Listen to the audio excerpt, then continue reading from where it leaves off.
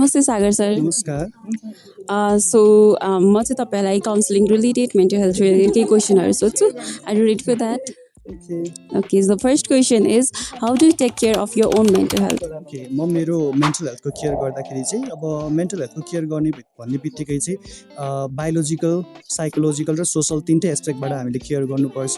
अब मेरो सामाजिक पक्ष, विशेष गरी सामाजिक पक्ष भनेको चाहिँ सोसल एस्पेक्ट अलिकति कम्प्लेक्स पनि हो होइन। हामी समाजमै त बस्छौँ, सोसल एनिमल हो। त्यही भएर अब मेरो परिवारभित्रको चाहिँ इन्भाइरोमेन्टको कुराहरू होला, अब मेरो पियर सर्कल, मैले काम गर्ने ठाउँको वातावरण होइन, त्यो सबै कुराहरू चाहिँ सकेसम्म म त्यसमा चाहिँ अलिकति पिसफुल तरिकाले नै काम गर्ने, बर्नआउट नहुने गरी काम गर्ने होइन। अब फिजिकल केयर पनि गर्ने, मेन्टल केयर गर्ने भन्ने बित्तिकै फेरि फिजिकल हेल्थलाई छोड्नु मिल्दैन, किनभने हेल्थ साइकोलोजीको अनुसार चाहिँ हाम्रो फिजिकल हेल्थ र मेन्टल हेल्थ चाहिँ जोडिएको छ।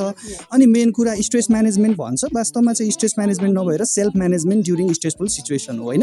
र सकेसम्म स्ट्रेस एउटा चाहिँ माइनर खालको स्ट्रेसहरूलाई चाहिँ म्यानेज गर्ने कोसिस गर्छु र बर्नआउट सकेसम्म हुने गरी काम गर्दिनँ। हेल्दी पोजिटिभ कोपिङ स्ट्राटेजीहरू युज गर्छु र एकदमै त्यसरी मैले आफ्नो डेली जीवनलाई चाहिँ त्यसरी आफ्नो मेन्टल हेल्थलाई चाहिँ केयर गरिरहेको हुन्छु।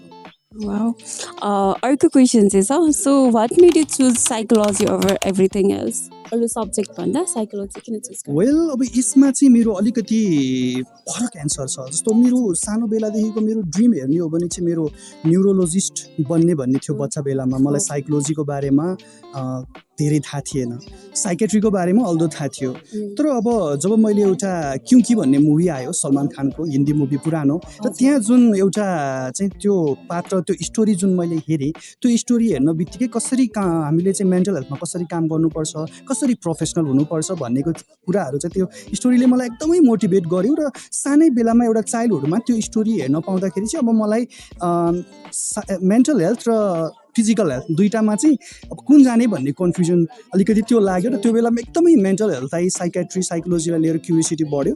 यद्यपि न्युरोलोजीको पनि मेरो मनमा त्यो छुट्टै सम्मान छँदै नै छ। त्यही भएर म सरल भाषामा भन्नुपर्दाखेरि चाहिँ म न्युरोलोजी र साइकोलोजी, साइकेट्रीलाई म इक्वेली नै माया गर्छु। आई मिन फिजिकल हेल्थ र मेन्टल हेल्थ दुइटै इम्पोर्टेन्स छ। अब as a professional consultant psychologist भएको हिसाबले चाहिँ अफकोर्स अब मेन्टल हेल्थमा चाहिँ म इन्जोय नै गर्छु, म इन्जोय गरेर नै आएको छु होइन।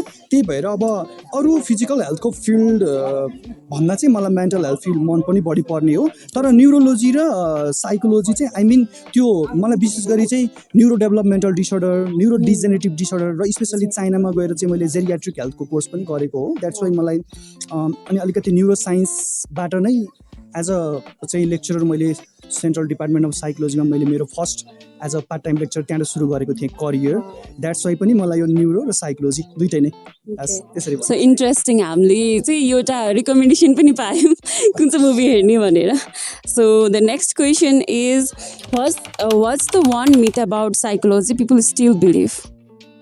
साइकोलोजीको बारेमा चाहिँ अब भनौँ न, साइकोलोजिस्टहरूले चाहिँ अनुहार हेरेर पनि सबै कुराहरू भनिदिनु सक्छ, लाइक ज्योतिषी जस्तो टाइपको। अब ज्योतिष विद्या, एस्ट्रोलोजी अर्कै कुरा भयो होइन, एस्ट्रोलोजी अर्कै हो, एस्ट्रोनोमी अर्कै हो, र साइकोलोजी अर्को नै हो होइन। हामी त अब जहाँ जहाँ ह्युमन बिहेभियर छ, मेन्टल प्रोसेस छ, त्यहाँ त्यहाँ साइकोलोजीले काम त गर्ने नै भयो। तर साइकोलोजी भनेको अब अनुहार हेरेर भन्ने विद्या होइन होइन, यो त एउटा साइन्टिफिक एउटा डिसिप्लिन हो होइन। द्याट्स वाइ त्यसरी भन्न चाहेँ। र अर्को चाहिँ अब कतिपय मानसिक स्वास्थ्य समस्याहरूलाई लिएर पनि मिथहरू छ होइन, कर्सहरूसँग जोडिन्छ, पास्ट लाइफका चाहिँ कुराहरूसँग जोडिन्छ। त्यो नभएर एउटा विशुद्ध मानसिक स्वास्थ्य समस्या हो र यसलाई शारीरिक स्वास्थ्य समस्या जस्तै उपचार गर्न सकिन्छ, काउन्सिलिङ गर्न सकिन्छ, साइकोथेरापी गर्न सकिन्छ, ट्रिटमेन्ट गर्न सकिन्छ। साइकेट्रीको र अरू फिजिकल हेल्थको चाहिँ मेडिसिनहरू पनि मेडिसिन नहुन्। हामीले हेऱ्यो भने त सिटामोलको पनि साइड इफेक्ट देखाउँछ नि त गुगलमा हेऱ्यो भने त, तर त्यो होइन नि त। त्यही भएर माइनर साइड इफेक्टसँग चाहिँ हामी खासै आत्तिनु पर्दैन। कहिलेकाहीँ मेजर साइड इफेक्ट हुँदाखेरि चाहिँ डक्टरलाई भन्ने कुरा आफ्नो ठाउँमा रह्यो। र मेडिसिन मात्र नभएर अब अलिकति काउन्सिलिङको पनि रोल ठुलो देख्छु म, किनभने हामी त मानिस हो नि त, कुनै एउटा मसिन होइन। द्याट्स वाइ अलिकति हेल्दी चाहिँ लाइफस्टाइल अनि त्यसपछि काउन्सिलिङ, साइकोथेरापी प्लस मेडिसिनहरू लिएर अगाडि बढ्यौँ भने चाहिँ राम्रो हुन्छ। हामीले त्यसरी अगाडि बढ्न सक्छौँ। अब चाहिँ last question, so what's the toughest ethical decision you have ever made? Clinical सेटिङमा भनौँ कि कसरी भनौँ? जीमा कम्फर्टेबल हुन्छ ओके अब एकचोटि चाहिँ कस्तो भयो भने म एज अ चाहिँ भनौँ न एउटा चाहिँ वेलनेस सेन्टरमा काम गर्थेँ अनि त्यहाँ काम गर्दै गर्दाखेरि चाहिँ एज अ कन्सल्टेन्ट गर्थेँ अनि हामीले प्राय रेपको सर्भाइभरहरूको केस चाहिँ सकेसम्म सेम सेक्स सेम जेन्डरले नै हेर्ने भन्ने हुन्छ कम्फर्टेबल हुन्छ उहाँहरूलाई होइन सो उहाँ सर्भाइभर हुनुहुन्थ्यो सँगसँगै उहाँको चाहिँ अलिकति भनौँ न साइकेट्रिक इस्युहरू पनि थियो भनेको मतलब उहाँ चाहिँ सब्सटेन्स एडिक्ट पनि हुनुहुन्थ्यो आई मिन ड्रग एडिक्सनको केस थियो उहाँको अनि त्यसको लागि वेलनेस सेन्टरमा उहाँ चाहिँ भर्ना हुनुभएको थियो अनि मैले उहाँलाई त्यही साइकेट्रिक रिलेटेड त्यही सब्सटेन्स रिलेटेड केसमै हेर्दै गर्दाखेरि उहाँले आउट अफ नोवेयर मलाई चाहिँ अब एउटा राम्रो ऱ्यापर बिल्डअप भएर होला के भएर होला अनि मैले चाहिँ कुरा राख्न सकेँ सरलाई भन्नुभयो कम्फर्टेबल फिल गर्नुभयो अनि अब चाहिँ म मम्मीलाई नै भन्न सक्छु घर गएर भने जसरी कुरा गर्नुभयो आई थिङ्क त्यो गर्दै गर्दाखेरि अब मैले त्यहाँभित्र हुनुहुन्छ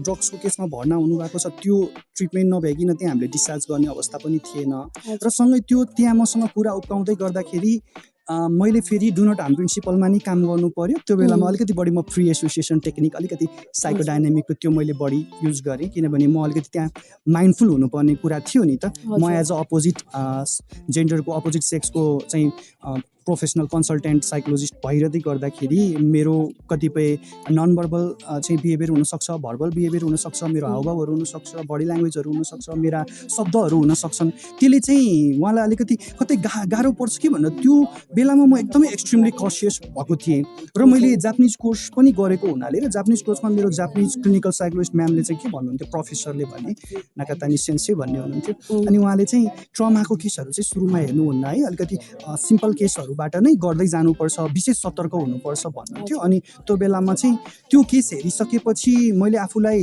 एउटा चाहिँ एकदमै भनौँ न एउटा कन्फिडेन्ट चाहिँ बढी महसुस गरेँ त्यो केसपछि त्यो राम्रोसँग सक्सेसफुल्ली नै भएको थियो तर त्यसपछि मैले कुनै पनि फेरि रेप सर्भाइभरको केसहरू त्यस्तो आयो भने म त रिफरै गर्छु प्रायः म त्यो केसहरू हेर्दिनँ thank you so much sir